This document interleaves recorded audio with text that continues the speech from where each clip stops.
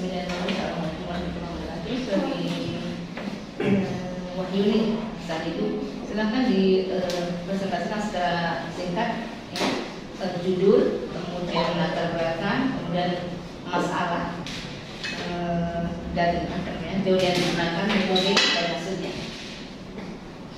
Assalamualaikum warahmatullahi wabarakatuh. Di sini saya akan mempresentasikan skripsi saya yang berjudul Persepsi Pengguna Aplikasi Digital Perpustakaan Bank Indonesia atau PBDI berbasis Android berdasarkan teori usability. Implikasinya apa dari temuan ini? Kamu meneliti ini kira-kira implikasinya apa? Implikasi dari penelitian kamu? Usability study itu usability ya. Ini kan berarti Anda pakai teori usability study, ya kan? Usability study itu bukannya kuantitatif. Kuantitatif. Jadi dari persepsi ini, jadi ini menggunakan kuantitatif. Nah, dari persepsi ini sebetulnya dari awal ya, dari rumusan masalah ini kan kamu bilangnya rumusan masalah. Rumusan masalahnya ini cuma satu ya, bagaimana persepsi pengguna. Sebetulnya itu ini memang ini bukan rumusan masalah, ini research question, pertanyaan penelitian, apa namanya, masalah penelitian. Tapi masalah penelitian itu perlu dirumuskan, gitu ya, perlu dirumuskan dalam bentuk pertanyaan-pertanyaan yang lebih detail dari persepsi. Jadi dari persepsi itu yang kamu ukur apa, yang mau diukur apa? Karena ini kan kuantitatif nih, tapi bunyinya kan nggak pengukuran, bunyinya bagaimana. Kalau bagaimana berarti jawabannya cara kan? Ya kan? Nah, bagaimana persepsi berarti yang diukur apa nih sekarang? Kalau itu kuantitatif. Kalau kuantitatif itu pengukuran angka-angka nih, ya kan? Ya coba yang diukurnya apa? Yang diukur itu persepsi pengguna terhadap aspek yang cuma juga aspek learnability, memorability, efisiensi. Berarti jadi Anda punya berapa instrumen pertanyaan? Ada sekitar 35 pertanyaan dari masuk tadi. Untuk learnability berapa pertanyaan? Masing-masing berapa pertanyaan? Tergantung dari aspeknya, Bu. Aspek learnability ada sekitar 10 pertanyaan. Jangan sekitar, kan kamu sekitar itu berarti nggak pasti. Anda kan sudah melakukan ini, udah definite, udah pasti, udah selesai, ya kan? Ya udah, pastinya berapa? Learnability berapa instrumen, efisiensi berapa, memorability berapa, error, satisfaction.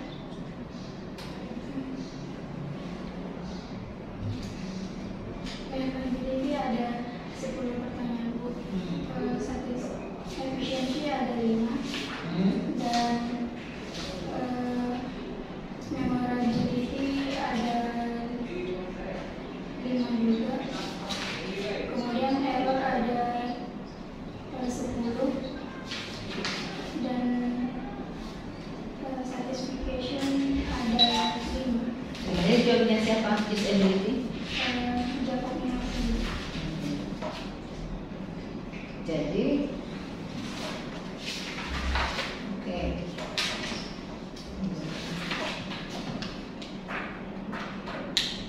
Jadi dari aspek apa namanya learnability ya. Learnability itu apa temuannya? Sebelum temuannya? Pada aspek learnability itu rata-rata responden dari 100 responden itu menyatakan bisa dibawa aplikasi ini mulai dipelajari. Namun ada beberapa sub aspek dari learnability yang mengatakan yang terkait dengan tutorial penggunaan aplikasi pada saat penggunaan pertama, Bu. Rata-rata responden masih memang ragu-ragu apakah aplikasi ini melakukan tutorial saat pertama kali penggunaannya. Ya, terus ragu-ragu.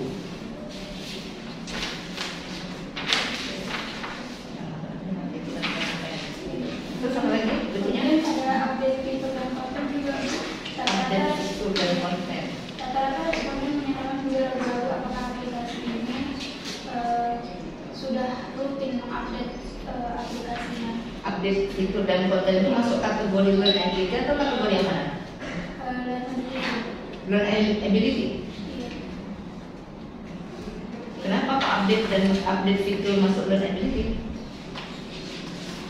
Kenapa nggak masuk pada errors atau apa? Kenapa masuk ke learnability?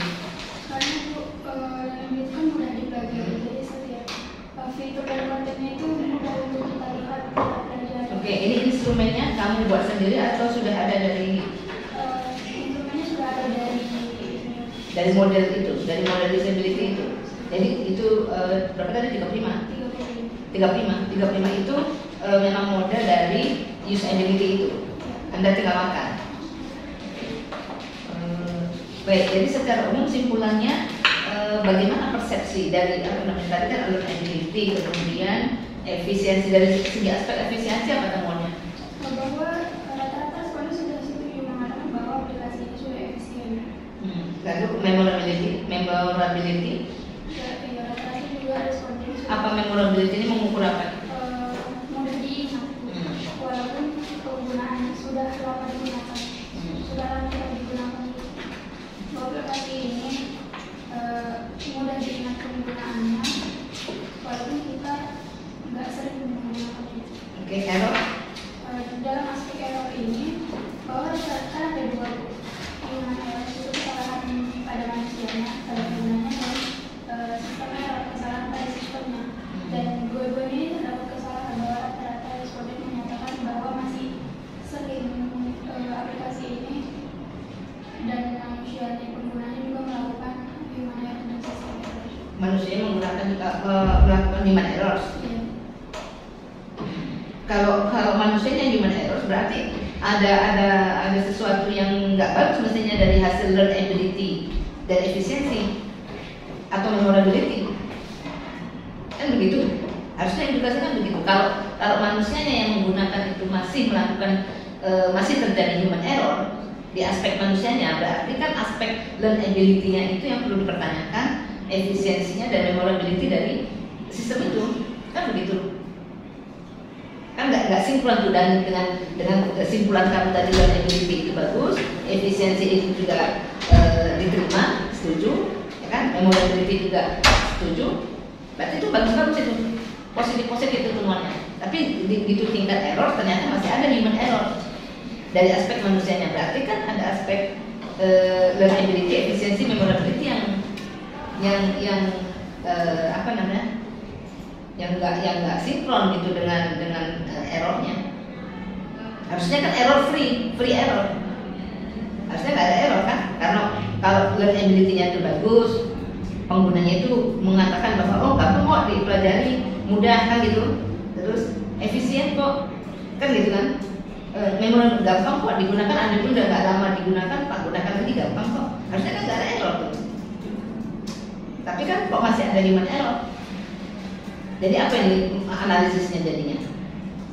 Karena nggak semua yang menyatakan rata-rata tadi setuju. Maksudnya? Karena kan yang aspek itu rata-rata setuju. Nah, jadi temuan hasil errornya? Rata-rata Melakukan human error. Rata-rata makanya itu kok nggak sinkron gitu. Dari temuan learnability rata-rata mengatakan bisa dipelajari, efisien, memorable, gampang diingat. Tapi kok masih human error? Itu analisisnya bagaimana? Kan Anda peneliti nih. Jadi analisis Anda seperti apa kalau itu jadi temuan? Ada yang tidak sinkron tuh. 3 komponen sinkron, tinggal 1 komponen kesalahannya yang tidak sinkron. Kan rata-rata nih kamu bilang, ya udah, yang kita kan ambil rata-rata semuanya.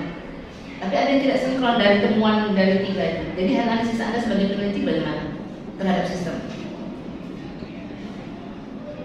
Karena ini menganalisis sistem Anda kan? Nah, ya. Ya temuan Anda mengatakan apa di sini temuan Anda? Anda mengatakan gimana?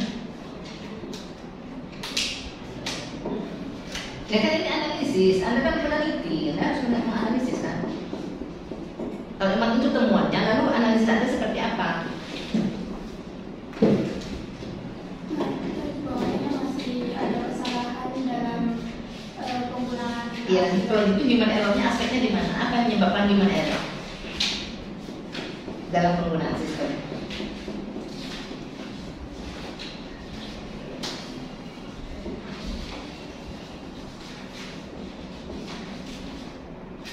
Gimana?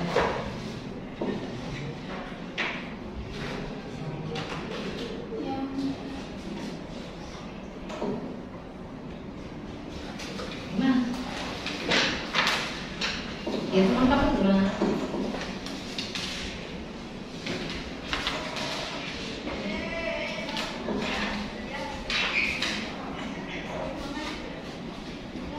Satisfaction 40 itu tinggi, tapi human error masih ada kamu bilang.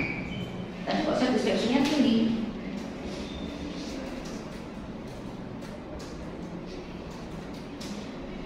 Gimana sebenarnya ini?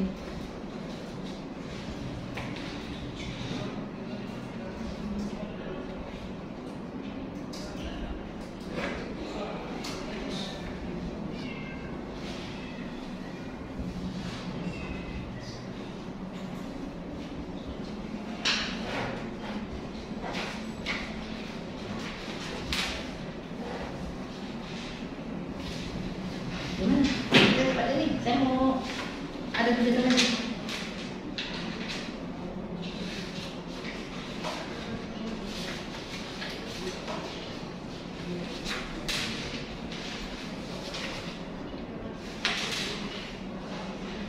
Sebetulnya intinya human error ini temuannya gimana? Temuannya human error kan nggak sinkron dan ini 2,7 nih soalnya.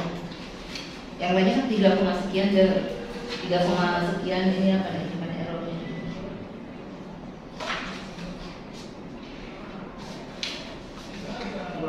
Jadi, nah yang lainnya kan tinggi, kan temuannya jadi memuaskan ya. Apa namanya? Setuju, sangat setuju. Yang lainnya, kamu bagaimana menerjemahkan ini, menganalisis ini jadinya? Errornya rendah ini 2,9. Coba kamu menerjemahkan angka-angka ini bagaimana? Apakah ini sinkron dengan temuan-temuan yang sebelumnya, apa yang di atas, komponen yang di atas? Sesuai dengan pertanyaannya, Bu. Bukan sesuai dengan pertanyaan, analisis kamu. Ya kalau pertanyaan itu kan kamu ambil instrumen tadi dari model, bukan kamu buat sendiri. Ya kan? Ya udah nggak usah digugat dengan pertanyaan itu, bukan sesuai dengan pertanyaan. Kamu kan sekarang menggunakan pertanyaan instrumen itu dari model. Kamu kan tidak membuat pertanyaan baru kan? Nah ya sudah, itu nggak usah digugat kan, itu sudah divalidasi oleh tim usability. Nggak usah itu sudah divalidasi, sudah valid. Anda tinggal menggunakan. Sekarang ini hasil dari yang Anda gunakan, Anda terapkan di sistem ini. Nah inilah hasilnya. Sekarang sebagai usability, bagaimana Anda menganalisis temuan ini, angka-angka ini, maknanya apa?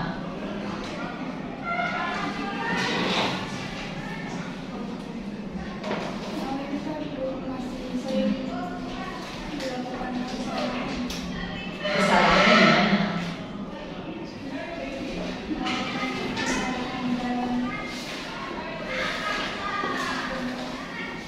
Ya, pada apa? Pada aspek apa dia melakukan kesalahan? Kan itu harus diinterpretasi, harus digali. Nggak cuma angka-angka gini, Anda cuma menyajikan angka. Bagi pembaca yang nggak kuantitatif, itu apa makna angka ini? Analisis kamu di mana gitu? Karena kan yang lain bagus itu, learnability, memorability, itu bagus, ya kan? Gitu tibanya kok masih ada human error. Idealnya kalau learnability bagus, memorability bagus, efisiensi pun bagus, idealnya human error itu kecil. Idealnya ini justru kamu bilang temuannya malah rata-rata masih ada human error. Ya berarti kan kamu harus gali di mana letak human error itu di mana gitu. Dari situlah proses analisis data.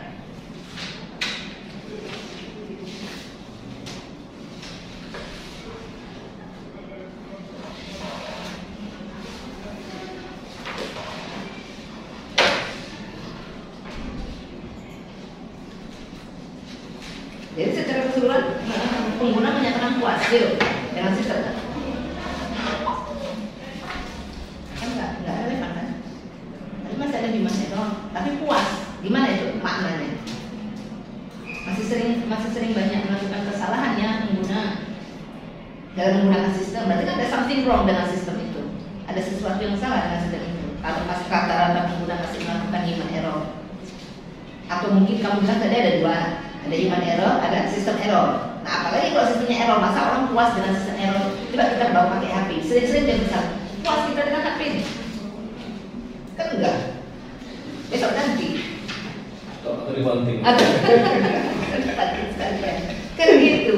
Kan nggak sinkron, maksud saya itu temuan kamu itu kok nggak sinkron. Analisis kamu di mana itunya, bukan ini. Jadi angka-angka ini walaupun dia kuantitatif itu diterjemahkan di dalam kualitatif. Itu maknanya apa gitu.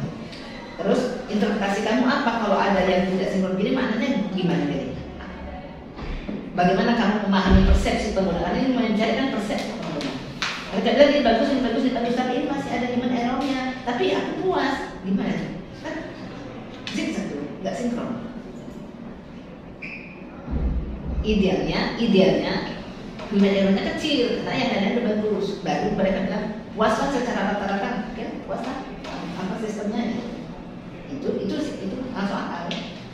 Oke, itu satu ya yang perlu diganti. Saya bisa lama soalnya. Itu perlu ada pikirkan. Jadi itu analisis kamu itu di mana? Dan itu ya itu di hasil. Jadi angka-angka itu di setiap komponen tadi yang kamu sebutkan dari usability study itu perlu diterapkan. Terus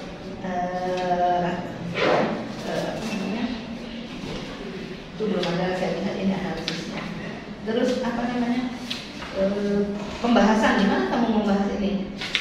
Itu kayaknya cocoknya di pembahasan lah. Ya itu tadi analisis kamu itu cocoknya dibahas di bagian pembahasan. Apa temuan literatur lain terkait dengan usability study terhadap sistem? Di mana itu pembahasannya? Di halaman berapa? Kayaknya masih hasil, tapi pembahasan nggak ada ya? Pembahasan. Kan harusnya bab 4 itu kan hasil dan pembahasan, temuan dan pembahasan. Pembahasannya gimana? Ini hasil saja.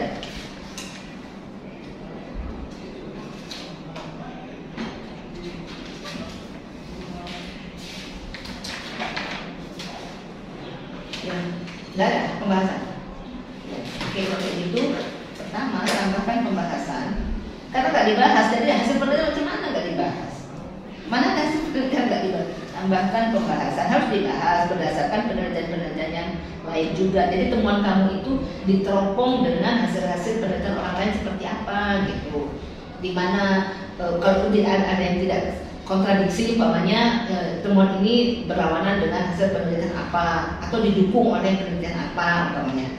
Makanya di penelitian itu kan analisisnya yang penting. Ini kan oke, kamu data dihitung selesai. Enggak cuma selesai gitu. Orang membaca kayak mana, terus ini mau diapain, apa artinya gitu. Nggak ngerti kayak saya nih, umpamanya nggak ngerti saya angka itu, apalagi nggak matching tadi. Jadi perlu dibahas. Jadi kamu membahas gitu, dibahas, diuraikan apa kata penelitian orang lain itu. Pembahasan belum ada. Kemudian implikasi. Ini memberikan sumbangan apa sih penelitian kamu? Setiap penelitian harus ada kontribusinya. Nggak ada penelitian nggak punya kontribusi, sia-sia. Gitu. Jadi di kontribusi itu bisa kamu sebutkan bagian implikasi. Dari penelitian ini mungkin entah kamu memberi kontribusi terhadap bahwa teori usability ini bisa digunakan untuk menganalisis sistem-sistem perpustakaan umpamanya.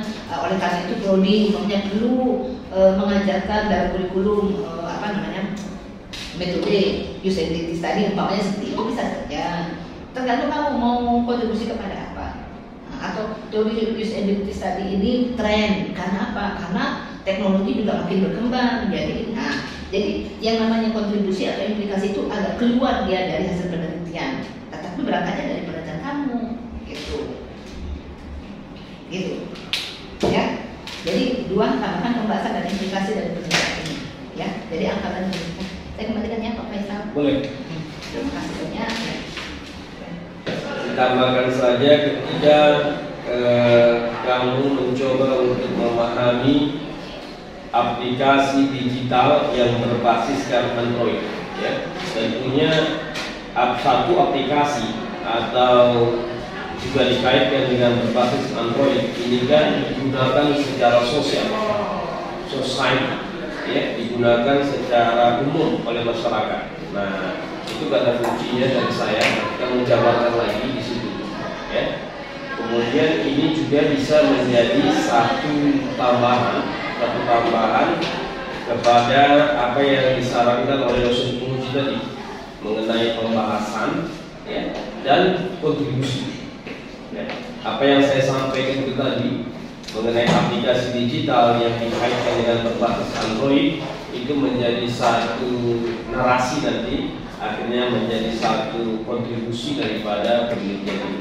Ya, sebenarnya apa yang disampaikan oleh dosen penguji tadi itu sebenarnya sudah ada dalam ini, tapi karena kita ya kurang paham menerapkan itu akhirnya sulit.